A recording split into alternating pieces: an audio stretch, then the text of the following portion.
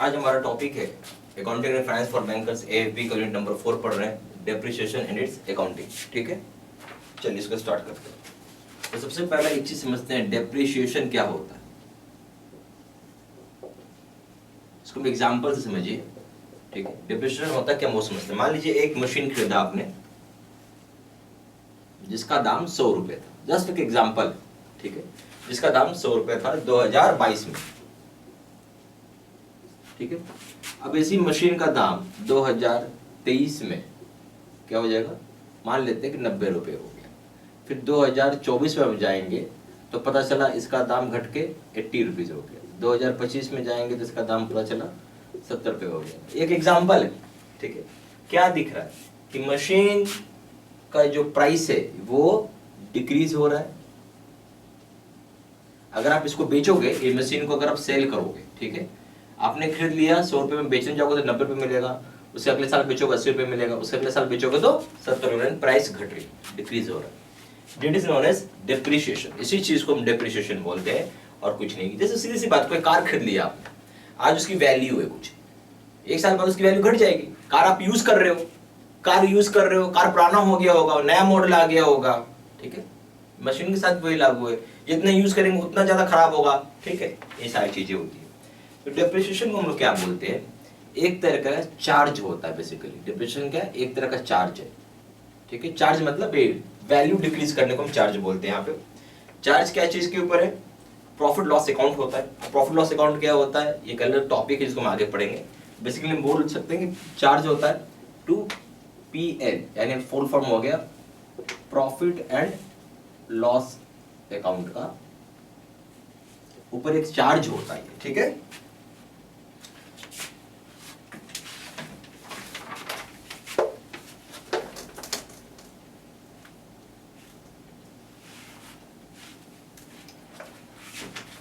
ठीक है, जहां पे जो एसेट की वैल्यू घटती है। ठीक है, ड्यूरिंग द ईयर, तो बोल सकते हैं for fall in value of an asset during a year. Basically एक तरह क्या है, चार्ज है प्रॉफिट लॉस अकाउंट के ऊपर, जहां पे फॉल हो रहा है वैल्यू जो एसेट का होता है किसी मतलब ड्यूरिंग द ईयर, एक साल के ऊपर। ठीक है, दूसरी पॉइंट आइए, डेप्रिसिएशन क्या हम बोल सकते हैं, ऑपरेटिंग कॉस्ट का एक पार्ट हो गया। आप बोल सकते हो कि डेप्रिसिएशन क्या हो गया, ऑपरेटिंग कॉस्ट का एक पार्ट है। ठीक है, यानी पार्ट ऑफ ऑपरेटिंग कॉस्ट।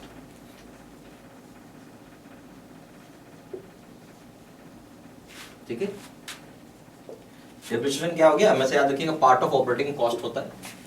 तीसरा पॉइंट है, डेप्रिसिएशन का सबसे बड़ा काम है कि एसेट की वैल्यू को घटाना। जैसे मैंने अभी आपको मशीन में एग्जांपल दिया कि आप 2022 में खरीदे 100 रुपया हो गया, अब बेचने जा रहे हो 2023 में तो 90 रुपए में बेच रहा है, 2024 में जा रहे हो बेचे तो 80 रुपए में, 2025 में बेच रहे हो 70 रुपए में, यानी वैल्यू घटा रहा है, रिड्यूस कर रहा है वैल्यू को। हम बोल सकते हैं कि डेप्रिसिएशन का एक और काम हो गया कि reduction in value of an asset.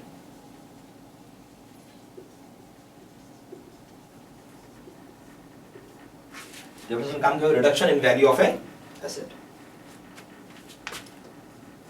फिर डेप्रिसिएशन जो एसेट की वैल्यू रिड्यूस करवाता है, क्यों करवाता है, इसलिए करवाता है कि उसको वियर एंड टियर हो रहा होगा, यानी यूज करते होंगे आप। तो आप बोल सकते हैं कि जो डेप्रिसिएशन है जो डिक्रीज करता है in the value of an asset,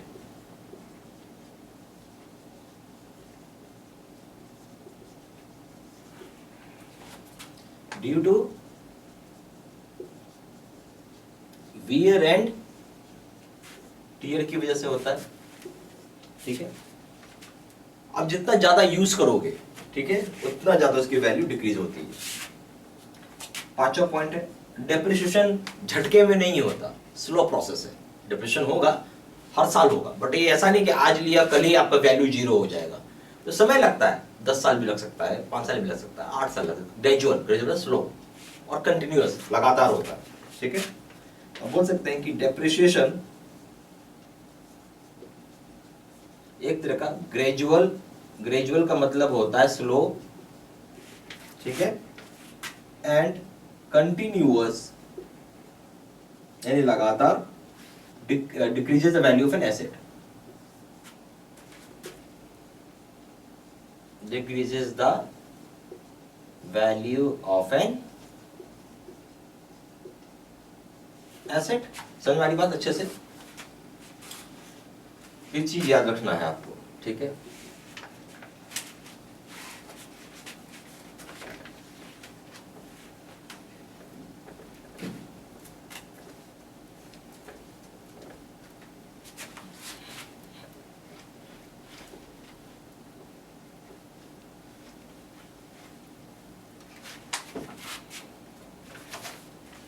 अब हम बात करेंगे मेन काउजेज ऑफ डेप्रिसिएशन।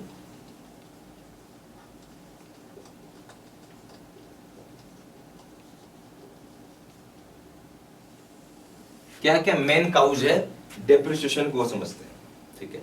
तो सबसे पहला है वियर एंड टियर। जितना यूज करेंगे उतना ज्यादा आपका सामान खराब होगा। वियर एंड टियर, ठीक है, ड्यू टू एक्चुअल यूज, ठीक है। दूसरा पॉइंट हो जाएगा कि टाइम जैसे से बीतते जाएगा तो उसकी वजह से वैल्यू एसेट की कम होती है। अब बोल सकते हैं इफ्लक्स ऑफ टाइम, ठीक है, यानी इसका मतलब हो गया मियर पैसेज ऑफ टाइम। टाइम जैसे जैसे बीतते जाएगा causes fall in the value of an asset,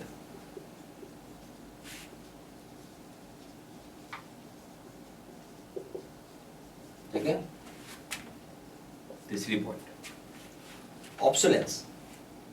natural सी बात, कोई नई टेक्नोलॉजी आ गई तो वो टेक्नोलॉजी बेकार हो जाती है। एग्जांपल ले लीजिए, मोबाइल फोन है, तो पहले मोबाइल फोन बड़ा प्लेन आता था, अब उसका CDMA आने लगा, GSM आने लगा, उसके बाद आपको मोबाइल में एप्स आने लग गए, बहुत सारे मोबाइल दुनिया भर की टेक्नोलॉजी आने लगी। हर साल कुछ ना कुछ आपको नया चीज देखने को मिलता है, यानी नया इन्वेंशन हो रहा है या नया चेंजेस आ रहे हैं, जिसकी वजह से उस चीज की डिमांड कम हो जाती है पुरानी चीज की, ठीक है।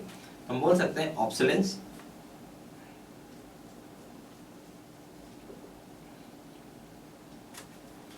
तो इस ऑब्सोलेंस में क्या हो जाएगा कि न्यू इन्वेंशन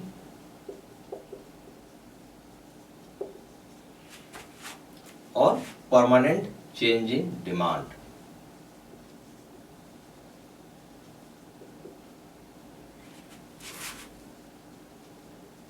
ठीक है।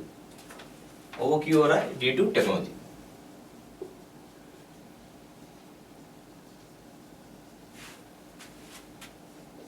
आज आपको सादा फोन बहुत रेयर मिलेगा, ज्यादातर लोग के पास, सभी लोगों के पास वो ऐप वाली फोन होती हैं, ठीक है।